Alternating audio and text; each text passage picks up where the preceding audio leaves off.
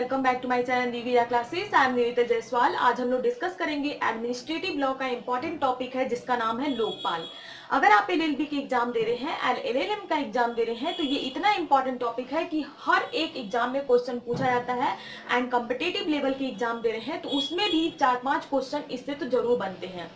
And हम लोग इसके बारे में डिस्कस करेंगे कि आखिर इसकी शुरुआत कहाँ से की गई, इसकी डेफिनेशन क्या है, आखिर इसे क्यों बनाया गया था, एक एक करके हम लोग डिस्कशन करेंगे। सबसे पहले हम लोग जान लेते हैं कि लोकपाल आखिर होता क्या है।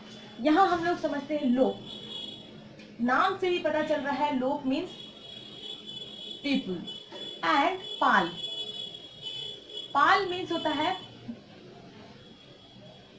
प्रोटेक्टर। तो यहाँ किसका प्रोटेक्टर हो रहा है? पीपल का, कॉमन जो पीपल है उसका प्रोटेक्टर। ओके, तो प्रोटेक्टर ऑफ पीपल, या हम कह सकते हैं कि गार्जियन ऑफ पीपल भी कह सकते हैं, गार्जियन ऑफ कॉमन मैन भी कह सकते हैं। तो आखिर ये लोकपाल है क्या? तो लोकपाल जो है, जैसे किसी भी नागरिक, जैसे हम हो सकते हैं या आप हो सकते हैं, किसी भी नागरिक को अगर कोई भी सरकारी जो डिपार्टमेंट है, या जैसे आपके जज हो जाते हैं, पब्लिक ऑफिसर हो जाते हैं, पब्लिक सर्वेंट हो जाते हैं, या फिर कोई सरकारी कर्मचारी से अगर आप अपने आप को त्रस्त समझते हैं, तो आपको क्या होगी कि लोकपाल के द्वारा आप जो है अपनी शिकायतों को दूर करवा सकते हैं।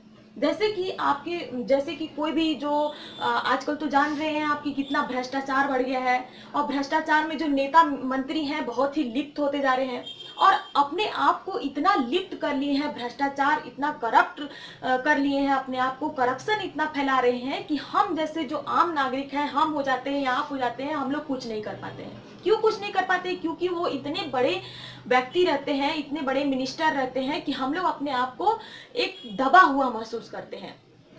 तो दबा हुआ इसीलिए महसूस करते हैं क्योंकि वो एक सरकारी कर्मचारी हैं, और या हम कह सकते हैं कि नेता और मंत्री हैं, इसी वजह से हम कुछ नहीं कर पाते हैं। और जो कॉमन मैन है, जो हम जैसे आदमी हैं, आप हो गए या हम हो गए, वो अपने आप को त्रस्त समझते हैं और कुछ नहीं कर पाते। इसीलिए तो 1960 से इसकी शुरुआत की गई थी, और आज तक इसको पारित होने में 2019 लग गया, लेकिन पारित हुआ। ओके, यहाँ पर पारित किया गया। अब हम लोग इसके बारे में बेसिक नॉलेज करते हैं कि आखिर ये कहाँ से आया था। तो सबसे पहले इसकी शुरुआत की गई थी स्वीडन 1809 में। ओके, 1809 में स्वीडन में शुरुआत की गई थी। स्वीडन में जब शुरुआत की गई तो भ्रष्टाचार जो था, करप्शन जो था, एक एक करके समाप्त होने लगा। वहां पे बहुत ही अच्छी गवर्नमेंट बन गई। उसकी सफलता को देखकर बहुत सारे देशों ने सोचा कि क्यों ना हम लोग भी ऐसी जो लोकपाल जैसी संस्था को क्यों ना हम लोग भी अपने यहाँ पे लागू करें। तो यूरोप के बाकी देश भी स्वीडन को देखकर अपने अपने यहाँ पर लागू किए। जैसे कि हमारा फिनलैंड जो है 1919 में, डेनमार्क जो है 1954 में, एंड नॉर्वे 1960 में, न्यूजीलैंड 1968, एंड मॉरिशस 1966, गायना 1966, एंड इंग्लैंड जो है 1967 में अपने यहाँ पर लोकपाल जो है अपनी स्थापना कर ली, लोकपाल की स्थापना कर ली। लेकिन भारत जो है ये देखता ही रह गया कि हर देश ने क्या किया कि एक एक करके अपने यहाँ पर लोकपाल, लोकायुक्त जो है अपने यहाँ पर स्थापना कर ली। लेकिन भारत इसीलिए देखता रह गया क्योंकि यहाँ पर तो जानते हैं कि करप्शन कितना है, भ्रष्टाचार कितना है, लोग अपने आप को उसी में त्रस्त समझते हैं, उसी में लिप्त समझते हैं, और अपने आप को उसी में संतुष्ट समझते हैं। इसीलिए तो जितने भी जो नेता मंत्री है उसको लागू करने के लिए इतना पापड़ बेलना पड़ा। जो अन्ना हजारे हैं कितने दिन तक अनशन करते रहे, तब जाकर यहाँ पर लोकपाल जो एक्ट जो है पारित हुआ था। अब हम लोग इसकी हिस्ट्री के बारे में जानेंगे। हिस्ट्री जो है, जैसे कि हम लोग short history of the Lokpal bill from the 1960 to present, 1960 to the present. जैसे कि इसकी शुरुआत जो है 1960 में ही शुरुआत कर दी गई थी। 1960 से ही बहुत सारे जो एडवोकेट थे, बहुत सारे जो डॉक्टर थे, पीएचडी किए हुए, वो सोचते थे कि क्यों ना हमारे देश में भी लोकपाल जैसी संस्था की स्थापना हो, ताकि हमारा देश भी जो है एक लोकतांत्रिक गणतंत्रात्मक देश बन सके। हमारे जो प्रियम्बल्स में तो है ही दिया हुआ, प्रस्तावना में दिया हुआ है ही, लेकिन आप तो जान रहे हो कि हमारी जो पार्लियामेंट है, हमारी जो सरकार है कितनी भ्रष्टता से लिप्त थी पहले। अब क्या है कि 1960 में इसके बारे में चर्चा शुरू हो गई थी, लेकिन 1963 में सबसे पहले जो है जो डॉक्टर एल.एम. सिंघवी जो थे उनकी मन में आइडिया आया कि ऑम्बुड्समैन के बारे में, लोकपाल का आइडिया जो है एल.एम. सिंघवी के मन में आया था 1963 में।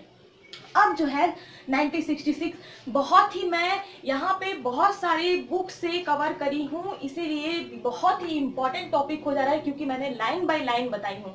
ये नोट आउट कर लीजिएगा आप क्योंकि बहुत ही इम्पोर्टेंट टॉपिक है और यहाँ पर बहुत सारे इसमें से क्वेश्चन भी निकल के आएंगे, तो आप देखते रहेंगे क्योंकि मैं बहुत ही मेहनत करके एक टॉपिक तैयार करती हूँ, इसलिए लाइक एंड शेयर करना ना भूलेंगे। ओके, तो यहाँ पर 1966 में मोरारजी देसाई ने क्या किया कि first administrative reform commission means के प्रशासनिक सुधार आयोग के द्वारा क्या किया, उन्होंने मोरारजी देसाई ने लोकपाल एवं लोकायुक्त जैसी एक संस्था की स्थापना करने के लिए कहा कि हाँ लोकपाल हमारे देश में भी लागू होना चाहिए। जो लोकपाल जो है, यहाँ पर ध्यान दीजिएगा कि लोकपाल जो है सेंट्रल लेवल पर होता है एंड लोकायुक्त जो है हमारे जो स्टेट लेवल पर होता है। तो हमारे जो मोरारजी देसाई थे 1966 में प्रशासनिक सुधार आयोग के द्वारा लोकपाल एवं लोकायुक्त संस्था को स्थापित करने के लिए बोला, बट यहाँ पर 1968 में ये क्या हो गया कि खत्म हो गया है, हम कह सकते हैं कि ये भी डिले हो गया, पारित नहीं हो सका किसी कारणों से।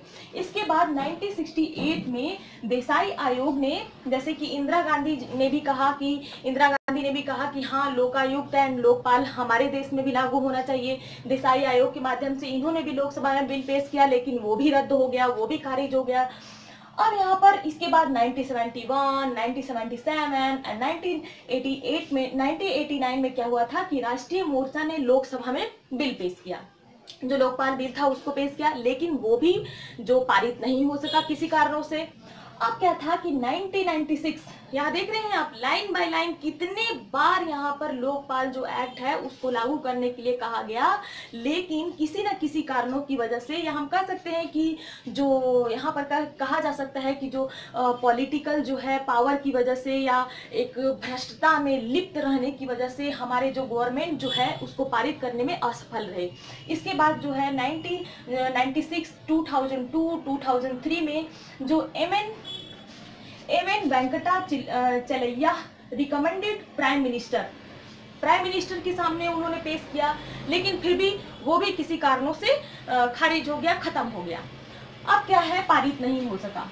2005 में सेकंड एआरसी, यहाँ पर फर्स्ट एआरसी आया था 1966 में and second ARC I administrative reform commission प्रशासनिक सुधार आयोग recommended that Lokpal B establish with delay, लेकिन फिर भी क्या हुआ कि ये भी डिले हो गया, किसी कारणों की वजह से ये भी डिले हो गया। यहाँ पे हम कह सकते हैं, यहाँ पे तो यही कहा जाएगा कि लोग क्या है कि अपनी सरकार को बचाने के लिए या अपने भ्रष्टाचार से अपने आप को छुपाने के लिए क्या करते थे कि उसको डिले कर देते थे, उसे पारित नहीं होने दिया जाता था। आप तो देख रहे हो कि हमारे देश में कितनी भ्रष्टाचार है, कितने लिप्त हैं लोग, इतने सारे घोटाले हो रहे हैं। आजकल तो हमारे सरकार जो है, हमारे सरकार की जो विधायक हैं, मंत्री हैं, सांसद हैं, वो ही रेप करके बैठ जा रहे हैं। आप सोच सकते हो कि लोकपाल जैसी अगर हम लोग एक्ट पारित कर देंगे तो यहाँ पर जो कॉमन पीपल हैं, हम हैं, आप हैं, बोलेंगे कि आप लोकपाल के तहत उसकी जो कच्चा चिट्ठा खोल दीजिए, तो यहाँ पर किसको प्रॉब्लम होगी, गवर्नमेंट को प्रॉब्लम होगी। इसीलिए वो लोग क्या करते हैं कि लोकपाल को पारित नहीं होने दे रहे थे।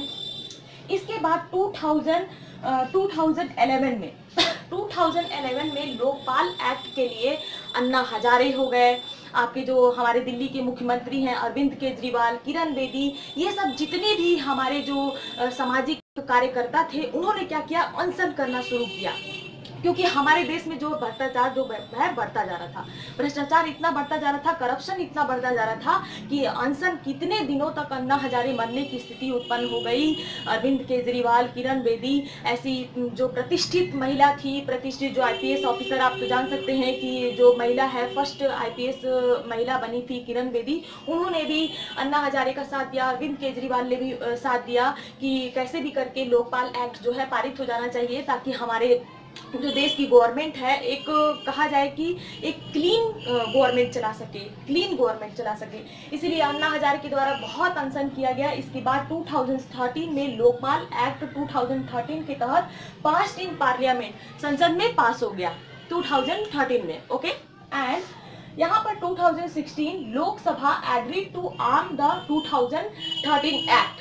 ओके, एंड 2017 में क्या हुआ कि the Supreme Court on 27 April clarified.